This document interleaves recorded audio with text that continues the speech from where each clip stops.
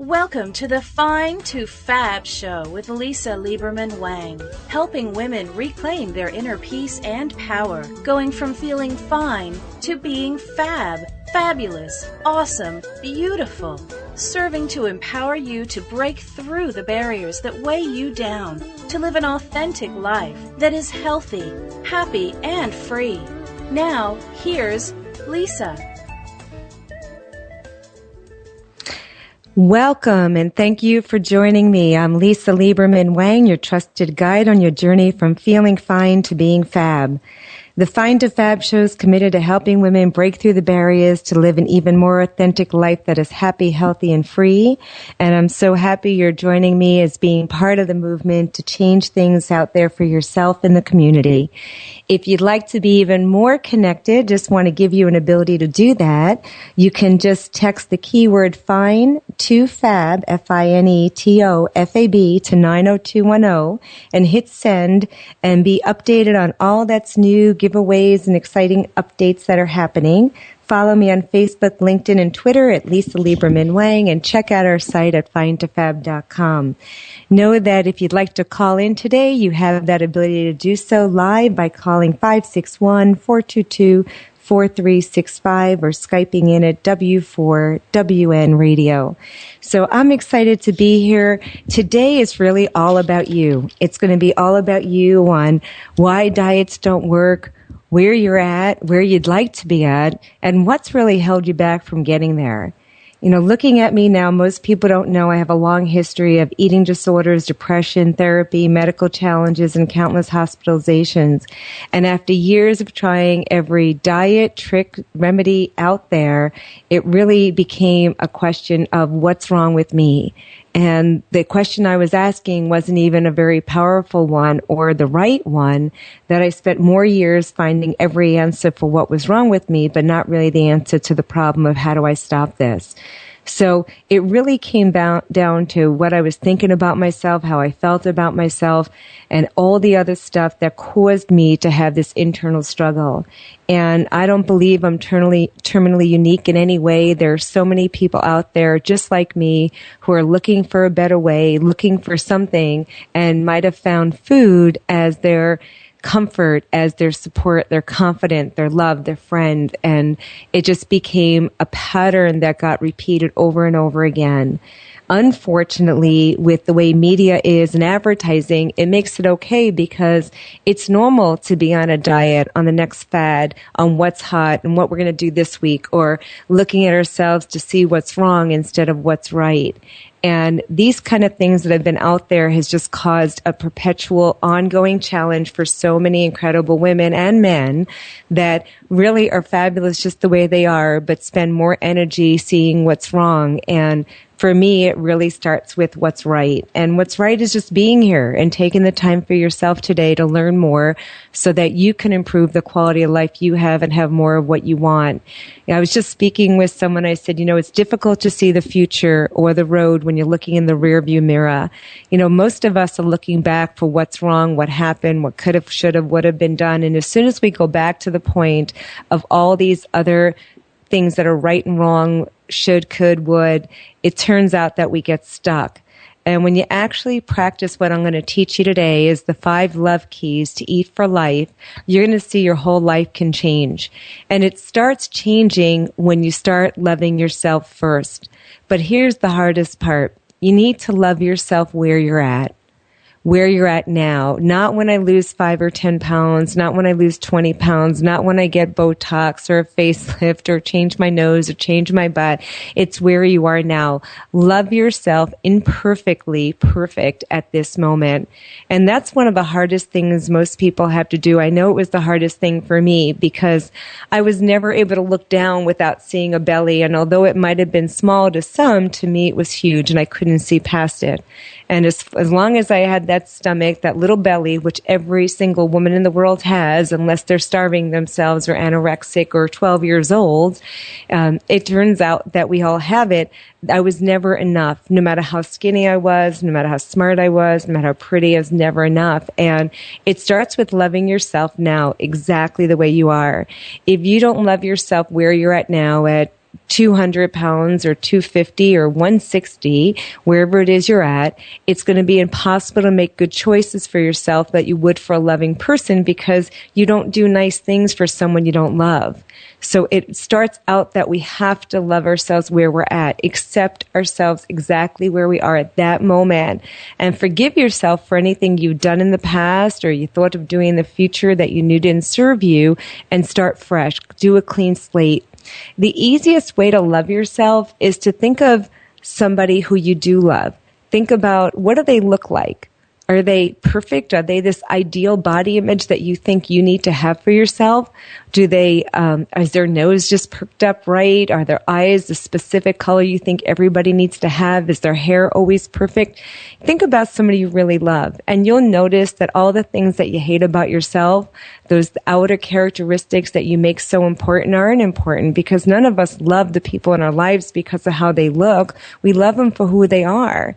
So if we can just be as gentle and as loving to ourselves as we are to strangers, to new people, to people we care about in our lives, can you imagine what a better life you'd have? So we need to love ourselves now. Hopefully you heard that, now, exactly where you are at this moment. And that is, and I will say, one of the most challenging things that most people need to learn to do, because it's not something we've learned. What's happened over the years is we've become a product of our guardians and advisors and parents who've raised us, and we treat ourselves sometimes, even as adults, as children. And we usually are punishing ourselves and restricting ourselves and giving ourselves permission for things based on what we would a child. But if you realize that at some point we're no longer children and you need to start really taking care of yourself and change the voice that you hear in your head, the one that says all the negative things, the one that says you're not good enough, you're not smart enough, pretty enough, anything else enough, that voice has to change to being you're already fabulous, you're already awesome, and you're already beautiful, and that you love you. To be able to look in a mirror and say, I love you just the way you are right now is one of the biggest practices I had to learn. I remember when I first started looking in the mirror, to say something nice to myself, you'd think, oh, that's easy.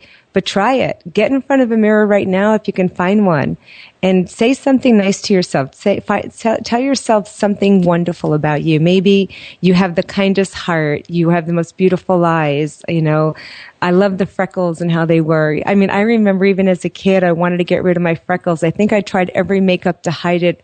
My freckles that I could even imagine. My poor mom, I destroyed all of her towels because I was always putting stuff on to cover up who I was. I mean, who I am is who I am, and to learn to love yourself again where you are is so important. The 5 love keys to eat for life come to the point that once you realize that we need to practice these keys and not use food as the answer to all of our challenges. And the 5 keys, I'll tell you what they are, and then I'm going to go further into them, is the first key is to eat when you're hungry. And that is something that most people don't even know what hunger is and have ever even gotten to the point of hungry if they're always eating. And we'll explain how you can determine what real hunger is. And also, number 2 is to be present when you eat, sitting without distractions, not in the car, not doing other things, TVs and other distractions that make you incoherent to even knowing what you just did. Third is eat what your body wants until you're content. And most of us, I don't know about you, but it takes more time to cook than to eat. And I'd sit down with my family to eat and they devour it. It takes 20 minutes to know you're full, and most people are finished the whole meal in 15 and already overate. So we'll give you some tools and strategies and things you can do to be successful there. Number 4 is eat consciously without sneaking.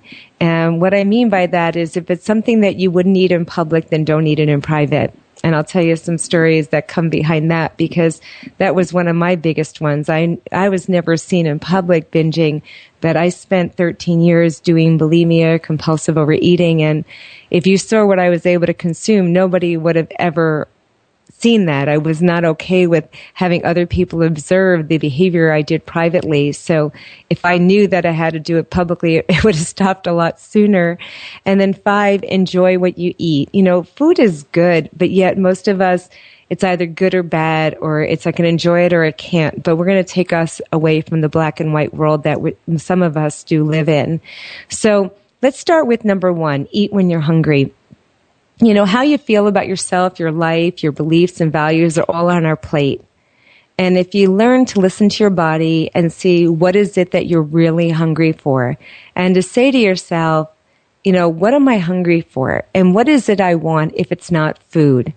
Because if you had just eaten a meal and then you're hungry, I don't know if you've ever done this, but I know I found myself, I could have had a meal and then all of a sudden an hour later, or even a half hour later, I'm in the kitchen and I'm opening the pantry, I'm opening the fridge and I'm looking, going, what do I want? What do I want? But the truth is that I'm not really physically hungry. I'm hungry for something. But when asking myself that question wasn't a norm for me. I just went and found something else and continued the journey of let's continue to stuff everything in and stuff the feelings. But what if instead you asked yourself, you know, eat when I'm hungry, say, what am I really hungry for? How would that change? What do you think some of the answers would be? What am I really hungry for? And if it's not food, then what is it? What is it I'm looking for? It's not physical hunger. It's some other hunger. Maybe you're really hungry for a hug. Maybe you're hungry for attention. Maybe you're hungry for connection. Maybe you're hungry for even a good book or a distraction. But food had in the past been the answer. But to find out what am I really hungry for? And not make it something that it just lets food be okay. When you notice how this gets woven into your life, you're going to see that the time and energy we spend with food, you're going to have so much more free time in your lives because you're going to find that food has always been filling a hunger for something more. Maybe we need to find something else to put on our plate. They say we can, whatever we take something off our plate, we have to put something else on it. Food also, you know, can be something that has been used when you put that food on your plate could have been used to keep people out or to let people in. So a lot of people don't realize that we eat based on, or we don't eat based on what we think we deserve. So what is it you're doing? Are you eating less because you feel like you don't deserve to be fed? Or are you eating more because you're not getting the needs met outside that from people and other things that you're filling it with food? So if you've used food for other reasons than being hungry, the key is to figure out what it is and also find ways to stop using it that way and to avoid it and find something that's more empowering. You know, some of us use emotional eating for so long you don't even realize you're doing it. And one way to do it is to tune into your body, to recognize it. If you would take right now, put one of your hands, like your right hand, below your breast, and the other hand on your belly. Like right hand below your breast and the other one on your belly. And tune into your body in the terms of what physical hunger is. You can't use your mind here. Regardless of anything else, it's not what you think, it's what you feel. So you need to start understanding and see the sensations of what you feel. You know, forget the rolling, growly, empty sensations. Really tune in. And if your stomach and abdomen can talk to you and it said to you what it needed, what would it say? What are you hungry for? Just for now, feel what that would feel like. For me, I know when I'm really hungry, when it's a hunger of needing nutrition, you know, I get a feeling that it's like almost lightheaded, foggy feeling. Sometimes there's a rumbling in my stomach. But you won't even be able to notice this unless you can actually start tuning into it. I remember when I used to say to my husband, are you hungry? And he'd put his hand on his belly and he just naturally did it. And I looked at him like, why is he doing that? But he didn't go to his head to say, am I hungry? Because he didn't have the same challenges I had where my head was always what I was feeling. He went to his stomach and said, no, I'm good, honey. Or no, I am hungry. So a lot of times we eat for different reasons. It can be boredom, to escape. It can be because of shame or blame or frustration. We can be eating for memories and associations. I remember one of my clients was all upset about an occasion because it was like there was one time a year in Easter where they made grandma's raviolis, and the brother couldn't be there, and she was so up in arms because she didn't understand how he couldn't be there, because it's the only time of year you can have grandma's raviolis, and grandma's no longer there. She's passed since. And it turned out that she felt like, how could he miss grandma's raviolis? And it wasn't about grandma's raviolis as much as the memory of bringing all those warm, loving feelings that they had when grandma was there. Sometimes we might be eating things and not even realize we're eating it because of the memories they bring back.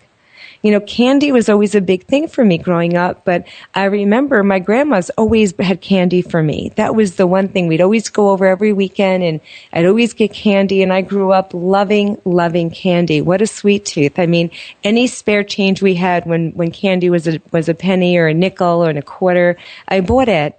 And I'd buy it by the bags, and I'd hide under my bed, and I'd always go for the candy. It brought me back these unbelievable warm moments, bringing back those feelings of having grandma in my life. So we express our beliefs about love and lack of it, and wanting and having through how we eat. So some things you can do is you can start making a journal to figure out, what is it you're eating for? When you do eat, what are the feelings that are coming up, and what are you associating to? What am I really hungry for? And start practicing for it and figure out, what is it I'm hungry for that doesn't include food? You know, some things might mean that you need to just take a walk.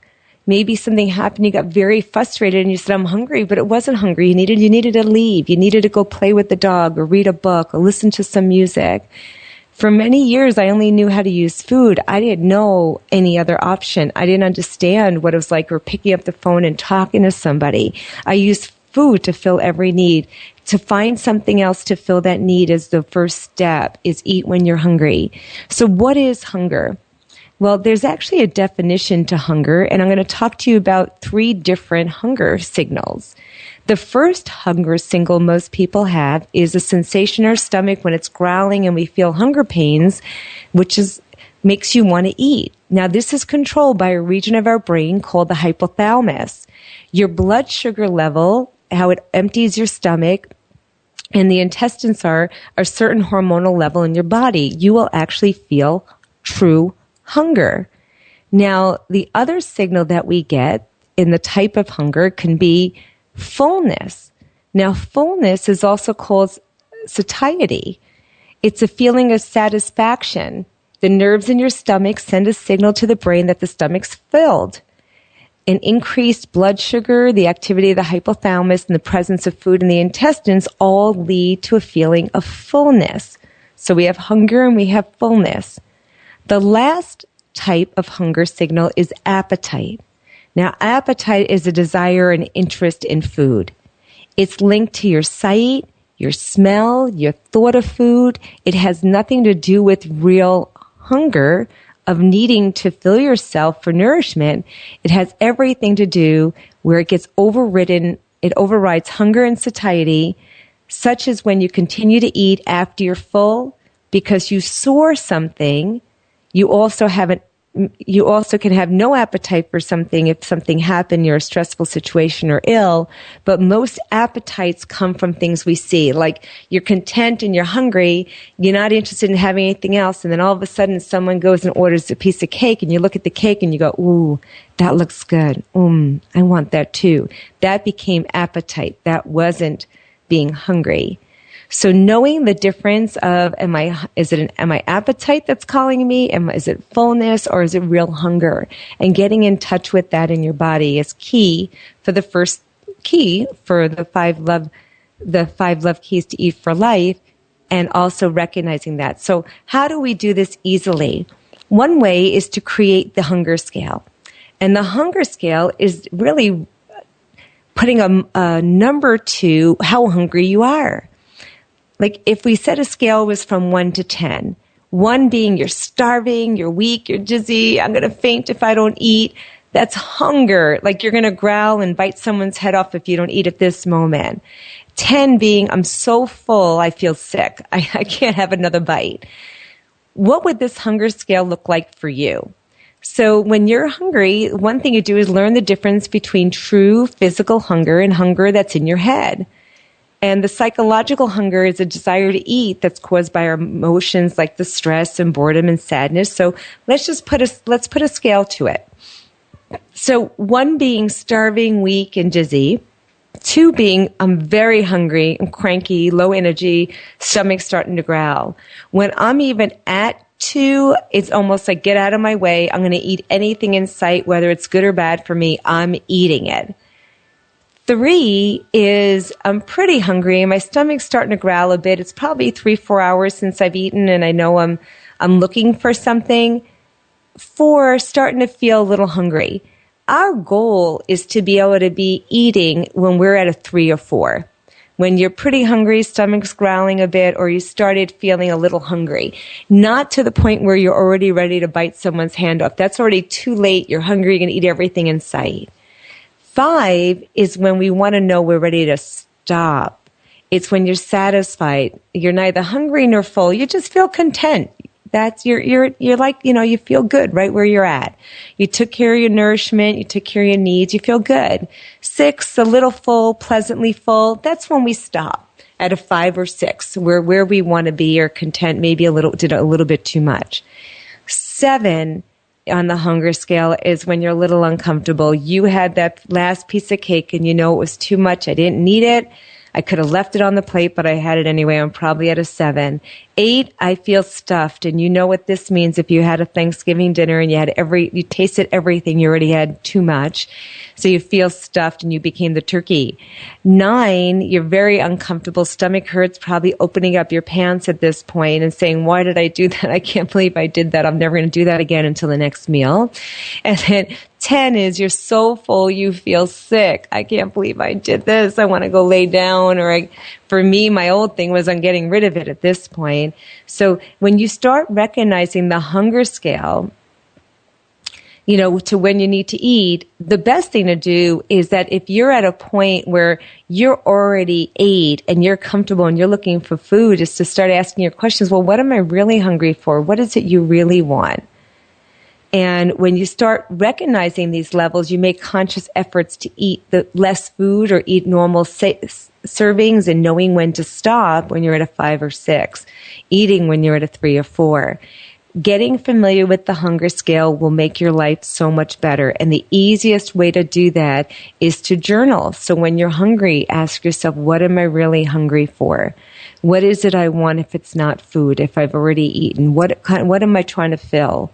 Baby, what is it you want? That kind of thing. Identify what it is.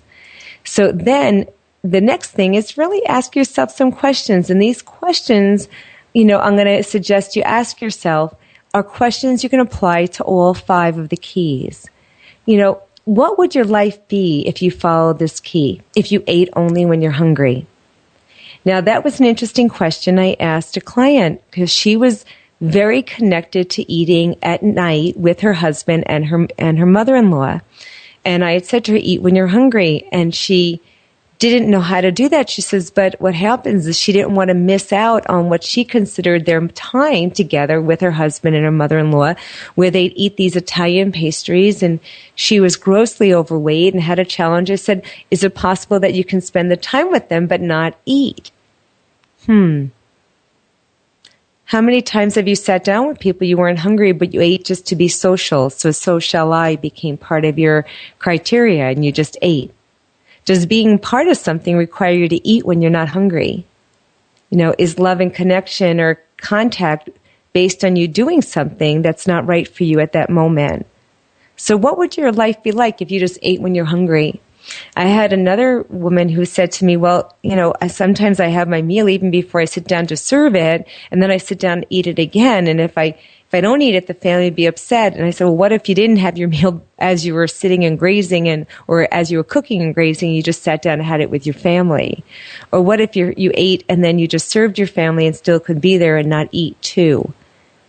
A lot of times this requires changes in the family and people don't necessarily understand that. There were times for me where I honestly couldn't sit at the table and not eat. I didn't know how to do that. The word no to myself wasn't something I did very well. Obviously, that's why I was a compulsive overeater. I didn't say no to myself when it came to food. It was always yes. because it was my friend, it was my confidant, as I shared earlier. So what would your life be like if you followed that key? And what would relationships be like? What would have to change if you did? You know, for me, my husband doesn't eat as often as I do. I eat 5-6 times a day. And my husband likes to have bigger meals. I like tiny little meals often, and that's the way I like to eat. And there are times he wants to eat stuff I would never put in my body. It's just not something I'm comfortable with doing today, as I love who I am today and want to take care of the temple that I was given and take care of that body.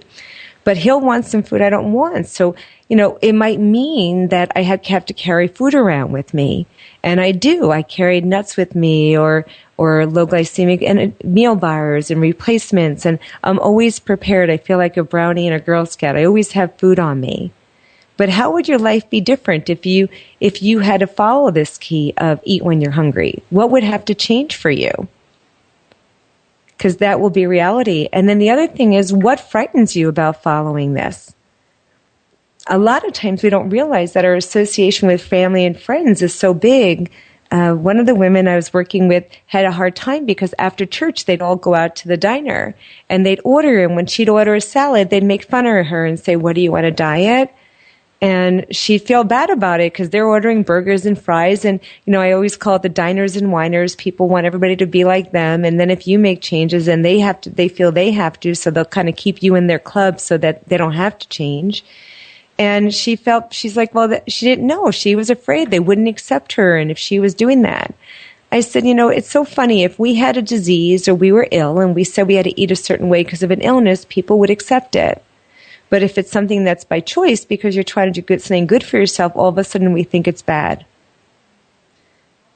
But what if you could stand behind it and say, this is important to me and I want to eat this way, or this is just the way I eat? People say to me all the time, what do you want, a diet? And I have not been on a diet, I don't know, for 20 years. And I'm always within 5 pounds of my weight for the last 20 years. And I have clothes in my closet for 30 years because I still fit in the same size. And I laugh because I'm like, well, styles come back and I still fit in it. But I mean, can you do that? Can you say that? If you can't, it's because you're letting the environment and people and things influence you. What if you influenced you? What if you got to make the choice? What are some of the things that frighten you of following this? You might have to feel, you know, I've heard before someone say, I might have to feel things I've never felt before. And what if I can't do this? And what else would I do if it's not food? And who am I without the food? So these are some things that might frighten you about following this. And then the last question, which I think is the most important question that we need to ask ourselves, is what is the benefit of not following this key? How does it help you not following it? What do you get? Do you get to keep feeling bad about yourself therefore not recognizing yourself? See, we always go back to the familiar, and it's frightening to change, so it's easier to stay the same. Some people might say, I get to put my life on hold until I lose my weight. Some people, I'll start doing things when I lose 5 pounds, and then they never lose 5 pounds, so they never have to start doing anything. Or when I lose 50 pounds. Or if you think, oh, if I lose weight, then people will expect more of me, and I don't know that I could even measure up to what's happening now. And if they expect more of me, I'll disappoint them even more. I might as well stay fat. Or they think I'm fat anyway, or they don't, whatever. I'm going to show them, look, I am. Or it gives you an excuse to say it a certain way. When I'm at this weight, I don't expect a lot from myself, so I don't have to feel disappointed in myself, I've heard. Or I can continue to believe that I'll have time in the future to get to my natural weight and then everything will be great. So instead you live in your past and you never even get on with your present or your future. So you'd say, well, there's no benefit to staying this weight and being unhealthy, but I just shared half a dozen examples on why people would want to stay where they're at. Because there are benefits to staying sick and uncomfortable and obsessed with food. It keeps you from moving on. So we're going to take a commercial break, and when we come back, we're going to talk about the next key, and that will be being present when you're eating, sitting without distractions. So stay tuned, and we'll be right back. If you've always wanted someone to connect with on your path to a happy, healthy you, I've got great news. In her #1 best-selling book, Fine to Fab, 7 Secrets of a Successful Woman's Journey Away from Depression, Disordered Eating, and Self-Sabotage, Lisa Lieberman-Wang shares how you can experience your breakthrough just as she did. Start living an authentic life without blame, shame, or years of therapy. Buy now at finetofab.com. Feeling tired and achy? Frustrated with allergies? Stress causing you high blood pressure? If you're ready to feel better, have more energy, maintain healthy cholesterol levels, joint flexibility and circulation, looking to reduce inflammation, support healthy glucose levels and sinus relief, plus so much more, Isotonics OPC3 is a food supplement made from a combination of bilberry, grapeseed, red wine, and pine bark extracts, and citrus extract bioflavonoids, all found to be powerful antioxidants. Oligomeric proanthocyanins, OPCs, are bioflavonoids found in fruit, vegetables, and certain tree barks that provide exceptional nutritional benefits to the human body. Studies have shown OPCs to be up to 20 times more powerful than vitamin C and 50 times more powerful than vitamin E in neutralizing free radicals. Isotonics is delivered in an isotonic solution, which means that the body has less work to do in obtaining maximum absorption as you can drink your vitamins. No pills, binders, or fillers. Buy now at www.amillionproducts.com. Isotonics OPC3.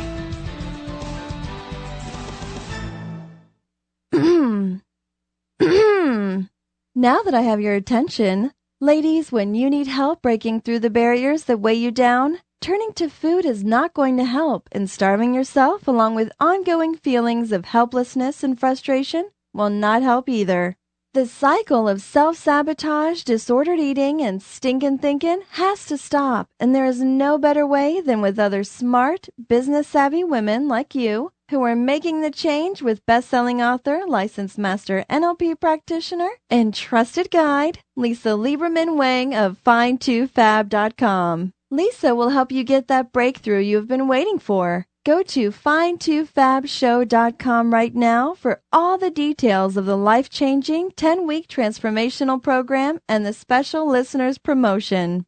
It's time to turn your life from feeling fine to being fab. Fabulous, awesome, beautiful. Go to Fine2Fabshow.com now. I'm back. So we were just talking about the first key of eating when you're hungry. The second key is to be present when you eat, sitting without distractions. So what are distractions?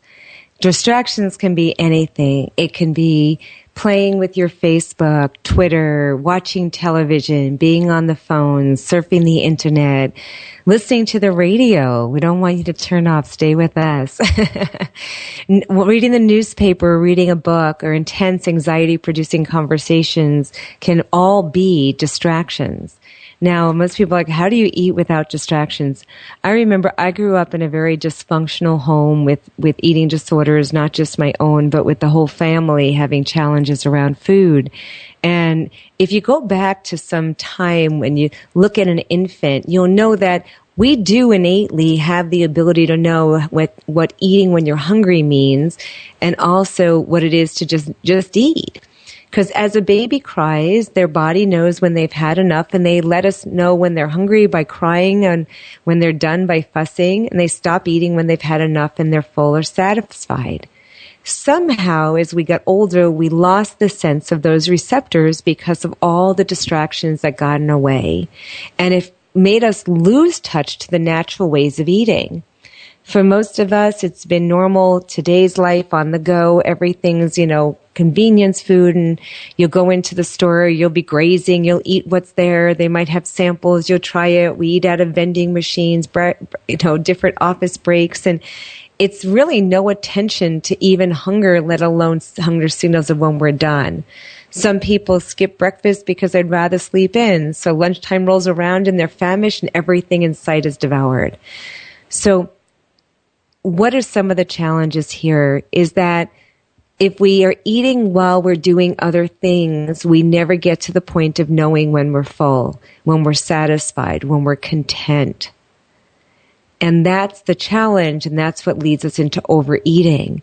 Most people eat so much and they're not even realizing they're influenced by larger servings, and research shows that when people are given larger portions, they eat more. There was a study done with a group of people.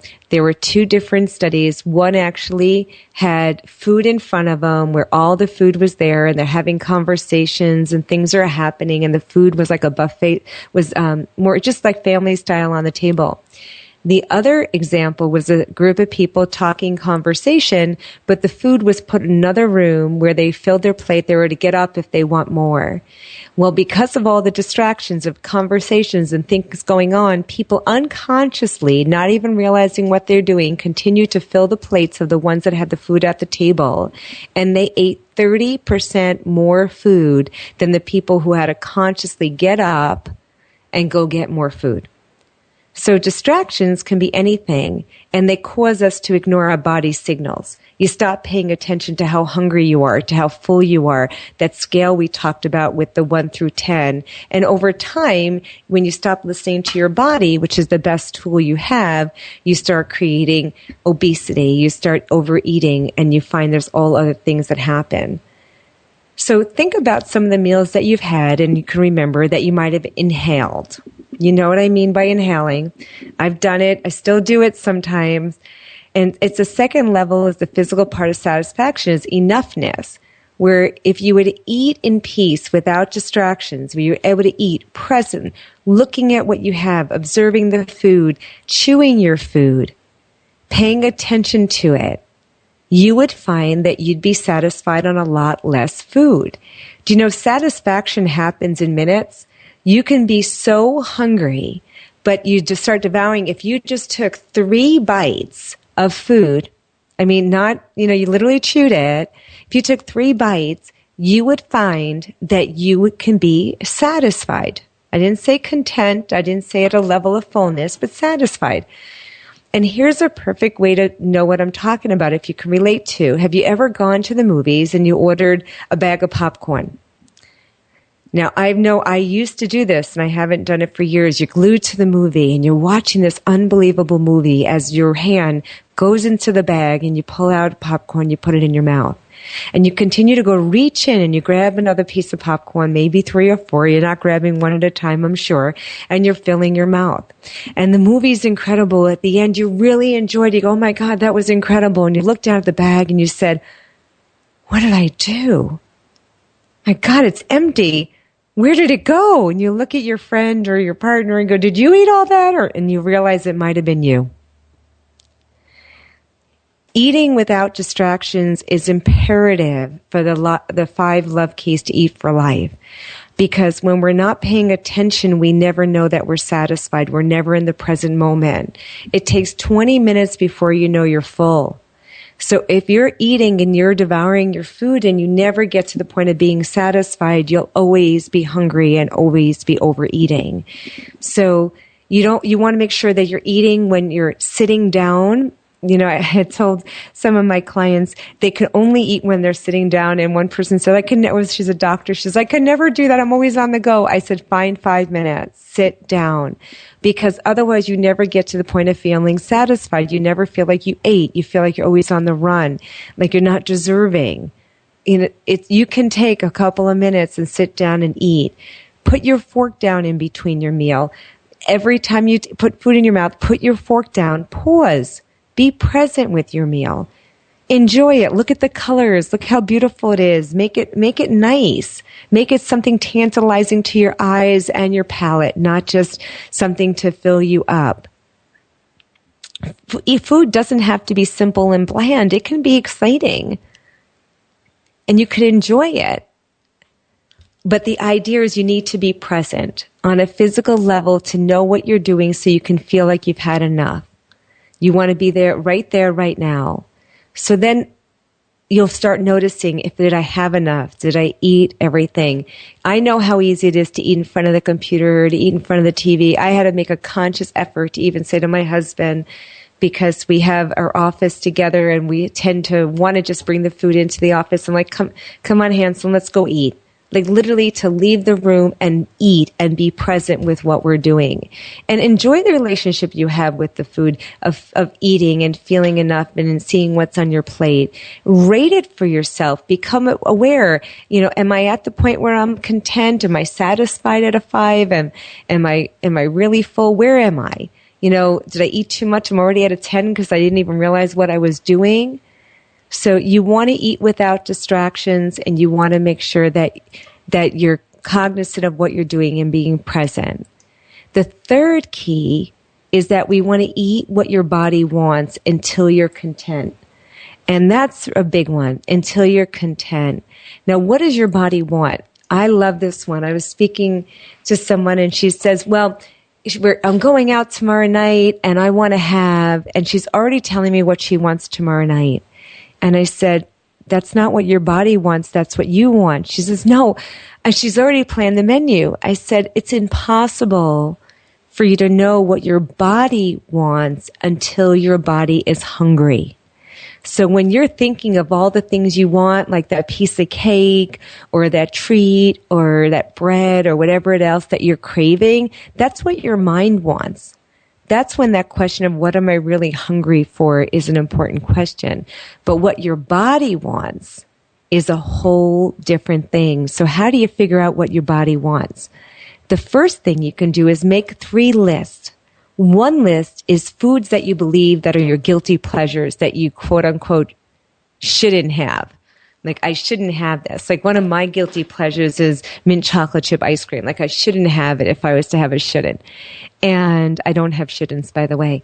But if I did, that would be one of them because I love that. Or, something with chocolate. I love chocolate. And malt balls. I don't even like the malt part, but for some reason I like malt balls.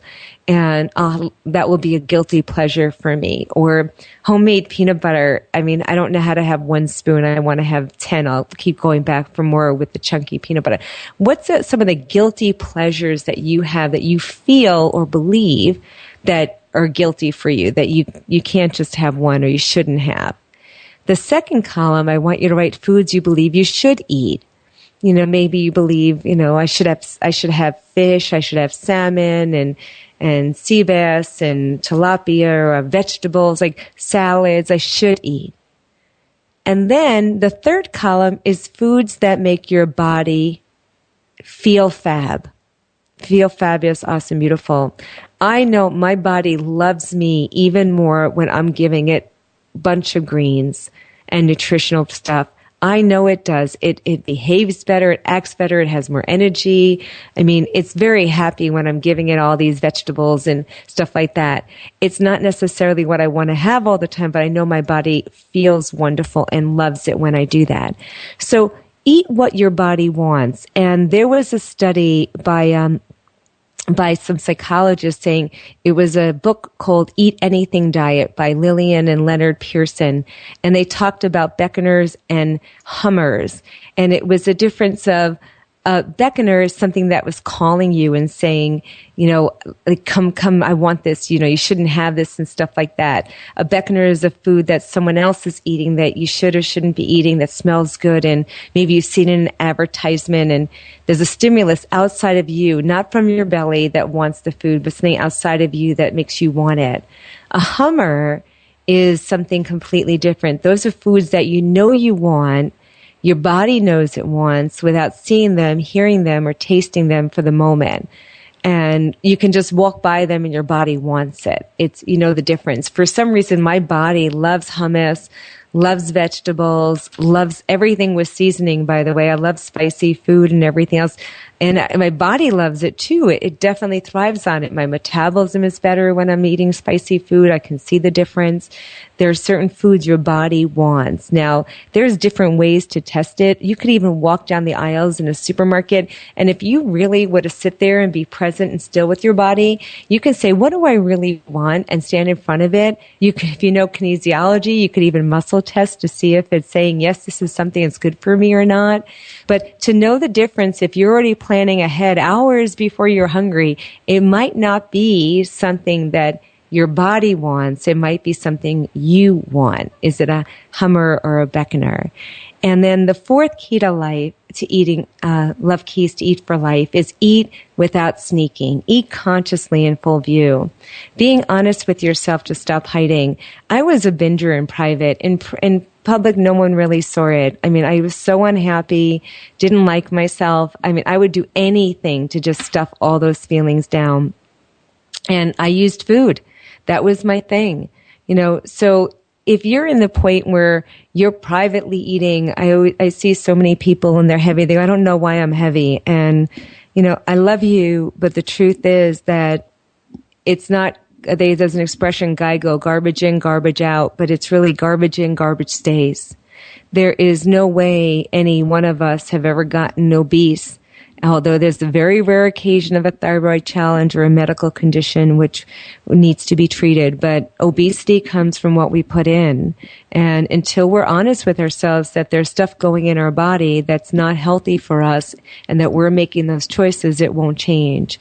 So eating without hiding or pretending, that's really important. Not trying to lie to yourself and saying that you're not there or that you hate yourself and you're doing things because you wish you were someone you're not. That comes from self-loathing. So when there's a voice objectifying you and saying bad things to you that makes you turn to food, we already know that there's a lot of pain going on. And when you go back to taking care of your mother's daughter and turn it inwards and speak to yourself with love and kindness, and know that it doesn't have to be bad and we can be right and we can be kind. And you'll find that all the things in your life that you're really hiding from and sneaking around and trying to stuff can go away. So much of our misery is coming from our attempt to get rid of it. And the attempt to get rid of it is using the food. And when we're sneaking and eating, and some of the stories I can tell you are so awful of what I did to continue to do that, and we'll share that in other shows. But it's something that I would turn around and I'd buy food from one store and I wouldn't want them to know it was all for me. I'd make believe it was for other people. I'd go to another store, buy more stuff. I'd eat at a location, then go buy stuff to take home to the family that wasn't there so I can continue to eat and get rid of it and continue the cycle again. So the fundamental of these keys is to practice them and practice and turning them inward and understanding is what is it I really want and what is it I'm trying to fill and how can I tolerate the pain I'm going through and start telling myself the truth and to be nice to myself. Because until we start being nice to ourselves and kind, it won't change. We need to start loving ourselves where we're at right now. And know that you're not alone. There are other people out there and you can get help. And the last key I want to talk about, because we don't have much time to go into more about it, and I'd love to hear from you. Find me on Facebook or Twitter, LinkedIn at Lisa Lieberman-Wang. But the last one I want to talk about is enjoy what you eat. Is change it from a source of conflict and pain to a source of enjoyment. I used to say that I picked the worst disease in the world. I picked food because I had to see my Achilles heel every day, 5-6 times a day. I said, I wish I was an alcoholic because then I can just not buy alcohol or not go into a bar and it'd be so easy. And it took me a while to realize, I picked the best obsession in the world, food, because I get to have it all the time. Versus I had to face my enemy all the time. Food is not our enemy. Food can be nourishment. It can be love. It doesn't have to require guilt or self-loathing or judgment. There's room for enjoyment. There's room to make it pretty and enjoy everything about it and actually taste your food. Most of the time, if you're eating and you're not eating to be present and to enjoy, you're just stuffing it. You don't even know that you've ever eaten it. You've already devoured it before you enjoyed it. So to the point where you can actually have a piece of chocolate, but you are allowed to have it, not sneaking, and you can have it and you can actually enjoy every morsel in it and let it savor in your mouth. That's eating what you enjoy, being able to have an incredible chicken dinner and actually tasting the seasoning and the asparagus and the broccoli and saying, this is awesome. Taking time to like what you have and make it last is also a great thing that we're allowed to do. So eat and enjoy what you're eating. So I want to end this here with the 5 love keys to eat for life. Again, eat when you're hungry, be present when you eat without distractions, eat what your body wants to your content, eat consciously without sneaking, and enjoy what you eat. And know that you are fabulous, awesome, beautiful. And go out and take care of yourself and take care of your mother's daughter, because you're worth it. Have an outstanding day. I love you.